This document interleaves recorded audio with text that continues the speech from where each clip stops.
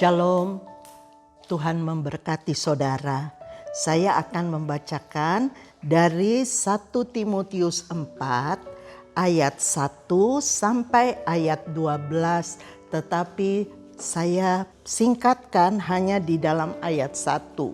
Tetapi Roh dengan tegas mengatakan bahwa di waktu-waktu kemudian ada orang yang akan murtad lalu mengikuti roh-roh penyesat dan ajaran setan-setan. Dimaksud di dalam 1 Timotius 4 ini nasihat Rasul Paulus buat Timotius yang dikatakan akhir zaman adalah saat ini, di ujung dari ujung zaman.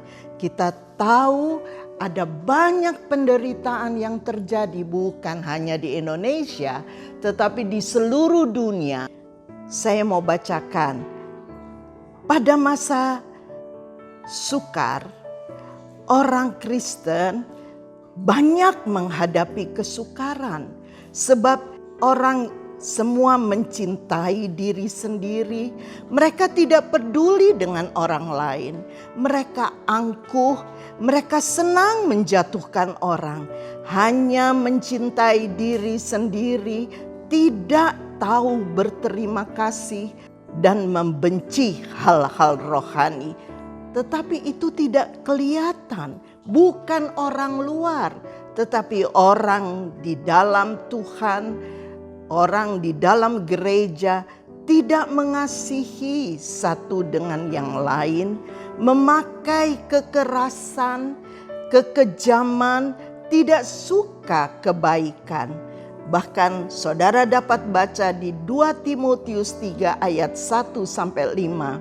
Secara lahiriah mereka menjalankan kewajiban agama. Secara lahiriah mereka termasuk orang Kristen, tetapi mereka mengamalkan hal-hal yang demikian. Mereka mencintai diri mereka lebih dari yang lain.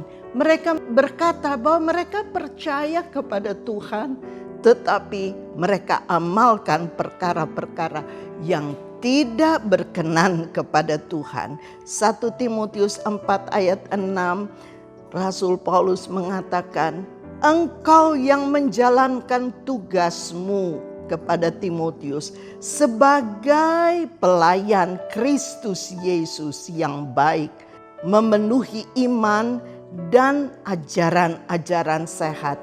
Pujian ini datang kepada Timotius, dikatakan engkau menjalankan tugasmu sebagai pelayan Kristus Yesus yang baik. Dan di ayat selanjutnya 1 Timotius 4 ayat 8 dikatakan oleh Paulus kepada Timotius, tetapi ibadah itu berguna. Jadilah orang Kristen yang lebih baik, karena hal ibadah itu bukan hanya bermanfaat buat kita di dalam dunia, tetapi bermanfaat untuk kelanjutan kita di masa yang kekal dalam hidup dalam kemuliaan Tuhan. Seringkali orang berkata, kenapa kita harus beribadah? Ibadah itu berguna buat saat ini, tetapi ibadah juga berguna buat saat kita menyelesaikan kehidupan ini, kita meninggal dan kita akan masuk dalam kemuliaan. Ibadah yang kita lakukan di dunia itu berguna untuk masa kekekalan yang kita peroleh dalam hidup sekarang, tetapi juga dalam hidup yang kekal, hidup yang akan datang. 1 Timotius 4 ayat 11 dikatakan, ajarkanlah hal ini, usahakanlah supaya orang benar memahami dan mengertinya. 1 Timotius 4 ayat 12, nasihat untuk Rasul Paulus kepada Timotius. Jangan orang lain meremehkan keadaanmu. Jadilah teladan bagi orang percaya dalam perkataan. Kedua, dalam kelakuan, tingkah laku. Yang ketiga, dalam kasih, mengasihi sesama. Dan yang keempat, jadilah teladan dalam kesetiaan. Memang mudah untuk berkata, jadilah teladan dalam perkataan, sebab Yakobus juga menuliskan bahwa lidah sukar dikendalikan. Yakobus menyatakan di dalam Yakobus 3 ayat 9 ayat 10 dikatakan lidah sukar dikendalikan. Kadang-kadang kata-kata kita menyakiti orang tanpa kita sadari. Kadang-kadang perkataan kita membuat orang lain berhenti beribadah. Tetapi kalau kita minta kepada Roh Kudus, Tuhan, kendalikanlah kata-kataku, kendalikanlah pikiranku, hatiku, dan dari hati akan keluar perkataan yang pahit memedihkan. Sebaiknya kalau perkataan kita membangun orang lain. Mungkin saat itu dia merasa terpukul, tetapi saat dia terpukul, dia kembali kepada pertobatan. Itu lain soal. Makanya firman Tuhan berkata, biarlah perkataanmu membangun satu dengan yang lain. Membangun bukan hanya orang lain yang mendengar kata-kata kita, tetapi diri kita juga mempraktekkan firman Allah yang dituntut juga bukan buat orang lain saja, tetapi buat diri kita sendiri. Dalam kelakuan, dalam perbuatan, dalam perjalanan hidup kita, kita harus sesuai dengan firman Allah. Tetapi yang ketiga, dalam kasih. Tidak mudah mengasihi. Kalau orang baik kepada kita, kita bisa mudah mengasihinya. Tetapi kalau orang jahat, musuh, menyesakkan kita, mengata-ngatain kita, bahkan memfitnah kita, apa mudah untuk mengasihi dia? Tetapi firman Tuhan berkata, baiklah kita mendoakan orang-orang yang menyusahkan kita. Kita bawa dia setiap hari, sekalipun saat kita berdoa, air mata kita bercucuran. Karena kita masih merasa sakit hati, kami masih merasa apa ulahnya sampai dia berbuat kita hancur. Tetapi kalau kita tetap mau berdoa buat orang tersebut, kasih Tuhan yang melampaui akal luar biasa bekerja di dalam kita. Kasih Tuhan membentuk karakter kita untuk kita bukan hanya dapat menjadi seperti Yesus. Sebab Yesus juga berkata di atas Kalvari, saat dia disalibkan, saat dia dipermalukan, saat dia disusahkan, saat dia disiksa, sedemikian rupa dia berkata, Bapa, ampuni mereka karena mereka tidak tahu apa yang mereka perbuat. Dan Tuhan ingin pengikut Tuhan, orang Kristen yang mengenal Yesus, yang dulu juga sudah mengalami kasih Yesus, melakukan seperti Yesus lakukan dalam kesetiaan. Memang hidup kita sukar untuk setia. Kita bisa setia 1, 2, 3 tahun, tetapi selebihnya kita capek.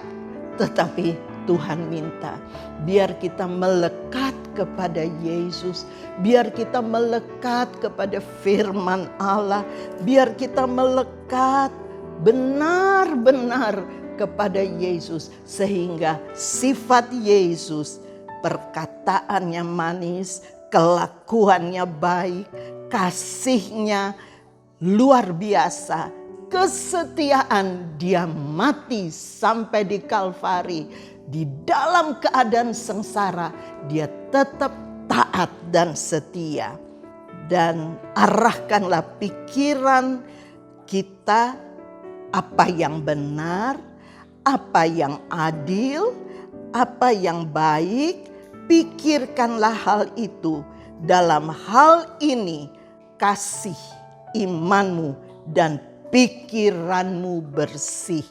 1 Timotius 4 ayat 15 dikatakan, kerjakanlah semua tugas-tugas dengan sungguh-sungguh supaya kebaikanmu, kerajinanmu dilihat oleh semua orang.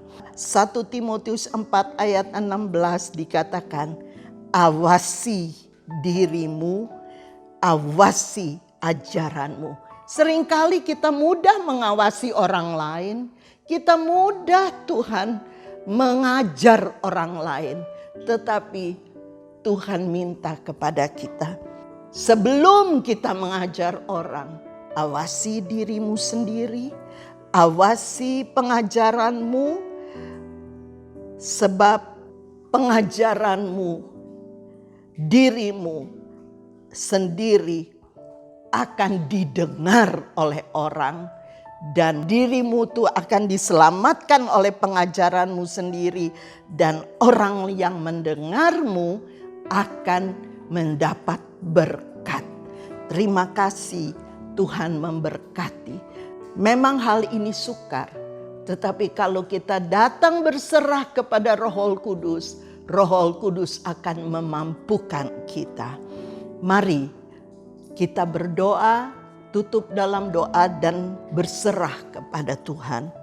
Bapa Surgawi, Tuhan Yesus, sebelum hamba mengajarkan ini, hamba datang kepada Tuhan. Tuhan, biarlah Tuhan bukan hanya dari perkataan, bukan hanya dari kekuatan, kelakuan, bukan hanya dari kasih, bukan hanya dari kesetiaan. Kami rindu melayani Engkau dengan segenap hati. Biar perkataan kami selalu menjadi berkat buat orang lain. Biar hidup kami menyenangkan dan membuahkan buah-buah pertobatan untuk orang lain. Yesus, masuk di dalam hati kami, tinggal melekat dengan kami, supaya hidup kami bukan semata-mata menjadi orang Kristen yang dilihat orang rajin beribadah, tetapi lewat kehidupan kami orang melihat kemuliaan Tuhan. Orang mendengar perkataan Yesus, orang mendapat kekuatan dari hidup kami lewat perkataan kami. Engkau Tuhan bawa kami untuk dapat memberkati karena kasih dan setia kepadamu juga kepada orang lain. Terima kasih Tuhan. Bapa Yesus Kristus, sucikan, penuhi hati kami dengan kekuatan kasih-Mu, melekat erat kepadamu. Dan kami tidak Tuhan menjadi sombong, tetapi kami boleh makin berserah kepadamu. Karena kami tahu kalau kami masih hidup, ini berkat kemurahan-Mu.